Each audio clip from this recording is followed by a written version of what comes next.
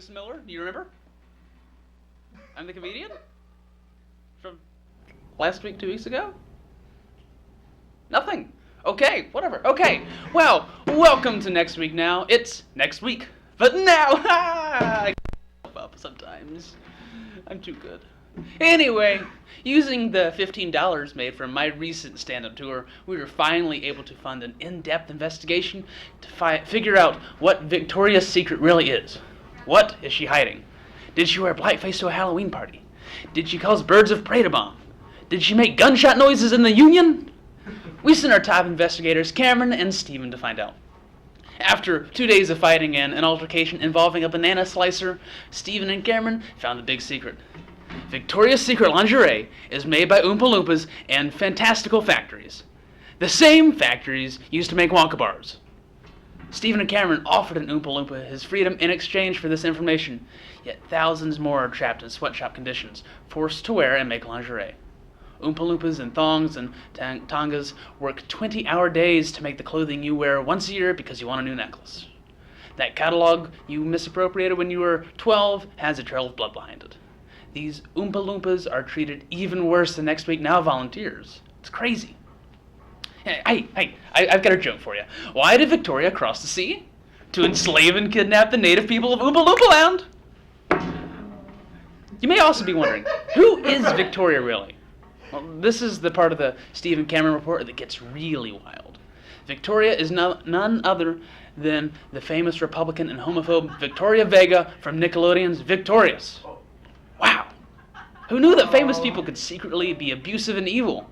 Here's a good one. Knock, knock. Who's there?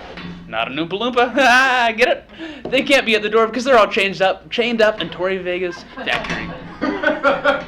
Well, we know this news is hard to deal with, but we've got some ways for you to cope. Obviously, Victoria's Secret is evil and deserves nothing. But we know that just like Chick-fil-A, In-N-Out, Hershey's, Apple, and Nike, you'll still continue to give them your money. Instead, we lightly suggest that you avoid buying orange panties, as that is an appropriation of Oompa Loompa culture, and also they're made from Oompa Loompa flesh or something. Avoid buying teddies because those require the most Oompa Loompa labor to make, and let's be honest, honey, you can't pull it off. Lastly, instead of insensitively celebrating International Women's Day, celebrate Indigenous Oompa Loompa Day, as their women are forced to supply the breast milk that goes into Wonka chocolate. We here at Next Week Now would never tell you what to do, but maybe don't shop at Victoria's Secret anymore, because servant labor just isn't sexy. Also, speaking of servant labor, shout out to Stephen Morvant for writing this piece while Cameron was sick. Everyone be sure to give him a pat on the back and a slap on the ass. And also maybe avoid Cameron or something, because he's Austin's first case of confirmed coronavirus. So, in other news, over the weekend I was practicing my cooking, and I had chicken, but I had no recipe, so I just winged it. Boo! Oh, come on, it wasn't that bad. It wasn't that good. I heard that. Okay, thank you. Anyway, on the subject of cooked poultry, Kentucky Fried Chicken has been trying various methods to get more people to eat their products. Their attempts to increase the consumers of crispy chicken have ranged from signature Kentucky Fried Crocs to a Colonel Sanders dating sim. Their most recent attempt was to release donuts and chicken.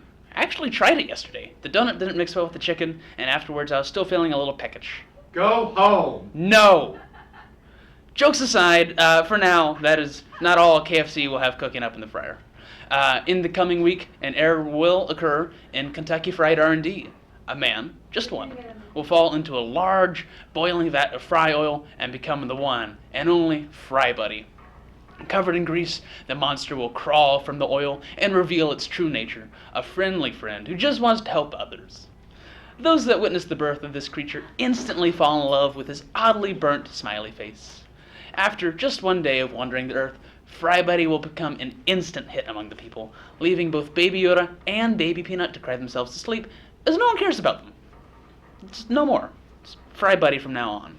Upon seeing his success, the Fry Buddy will do the first thing a sane person will do. He runs for president. Yes, you heard me right. Fry Buddy for President 2020. All the other candidates for the presidential race will lose half their voters to the golden guy and run to KFC to get in on the action. Bernie Sanders will be the first to hop in the fryer with the goal to make himself the new Colonel Sanders. Tulsi Gabbard, I'm sorry, I don't know politics, I'm just a comedian. She decides to grill herself so that people can still recognize her, and Joe Biden gets steamed, which to me just sounds like an excuse to get back in the sauna. However, all their attempts lead to failure. Hell, Donald Trump looks just a little more golden than normal. Unfortunately, the average human cannot handle the pressure of a pressure cooker. Due to the early retirement of many of the candidates, Fry Buddy gets into the Oval Office with ease. Upon entering the presidency, the Fry Buddy reveals his true self. He is the one, the only, the unkillable Jimmy Carter. With the success of Fry Buddy, KFC will rebrand to Kentucky Fried International and sell Fry Buddy merchandise instead of just chicken. Every item you buy has been battered and fried for the consumer's pleasure. My favorite is a t-shirt that says, "Hey, why did Fry Buddy cross the road? Because he isn't chicken." Leave. Well, if it makes you feel better, that's really not a thing. I can't tell what it says. It's covered in crispy batter. So yeah. But anyway, eventually, people begin to want more than just fried objects. They want something more, how do I put this? More personal. In response to this, Kentucky Fried International releases the first Fry Lover, who also becomes the first Fry Lady in the White House.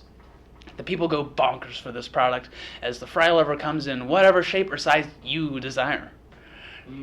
Critics describe KFI's Fry Lover as a glorious representation of human achievement, a golden object of desire and passion, and best of all, it's finger-looking good. Oh.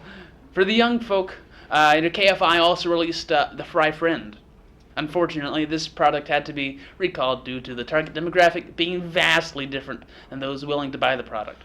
Oh. The cycle of Fry will continue for a couple of months until humanity is all but wiped out due to heart attacks across the country. Who knew fried food was so bad for you? Not me. Afterward, on July 3rd, 2021, now President Fry Buddy will lead the new race of fry people to the world peace. That day from now on will always be known as Friday. No one loves you. You know, Fine. Sorry. All this talk about fried food, it's really funny, right? Right? Okay. Whatever. Anyway, now on to Madison spring cleaning. Sort of.